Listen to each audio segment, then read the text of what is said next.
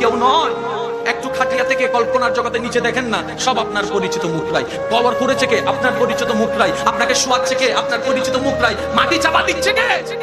আপনার পরিচিত মুখরাই। এখন গভীর মনোযোগ।